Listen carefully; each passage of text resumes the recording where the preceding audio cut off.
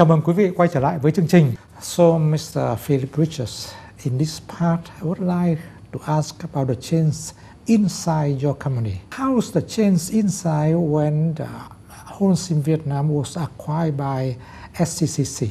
In March 2015, that the merger will happen. And then just after the merger, we went through a divestment in 2016, which took almost 12 months before the employees and the people knew the new owner and what was the new direction of the company. Difficult part is more to manage the transition before than after. Was probably a factor of stability. So at least, even though we were changing drastically, there was a sense of stability because the new CEO was somebody who used to work with the company before. Communication is probably essential. And what we put in place was, very simple. We had a weekly communication. We promised the employees to be very transparent in the process, and I think it's very important. Yeah. And also, I will believe, creating an environment where the people can express their concerns. They can express their anxiety. Yeah. And sometimes to be able to ask the question is enough. And as a manager, we don't always have answers, and it was very true because every week I had the question say, do you know who is going to buy us? And I said, well, I don't know that, but I can tell you who are the bidders, I can tell you what the meetings we had with, I can tell you about the interest they've been showing. I think that's very interesting. Transparent, security, and voice. People can express their idea, their concern.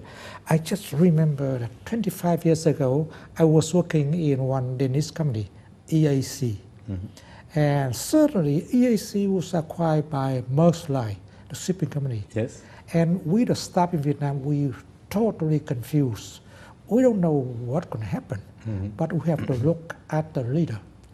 So people will look at you, Mr. Philip Richards, as a leader.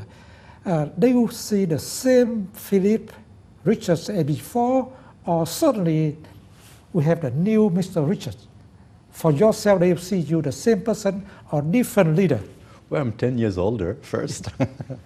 I was in Vietnam as the head of a function, and today I come back as a CEO of the company. I think the two roles, first of all, are very different. What I believe is important, especially after the change, we wanted to ensure to the employees, but also to our various stakeholders, government authorities, customers, that the new Insee would be as good or better than the old Holcim. We are very keen on developing the network that we have acquired in Vietnam. So we are very ambitious and optimistic about the construction industry and consequently the cement industry in South Vietnam. So we had also, in the communication, we have to change drastically. We wanted, instead of cost cutting in terms of reduction, we wanted to have a message of, we should grow. So what can you do, you as a employee of the company, to make things different? We are going through a major brand transition. And one aspect which I think is very successful in what we have done, we have approximately 1,300 employees. And we are convinced that if each employee can be a brand ambassador, that will help a lot the transformation. That's interesting. We put in place, some, very simple initiatives.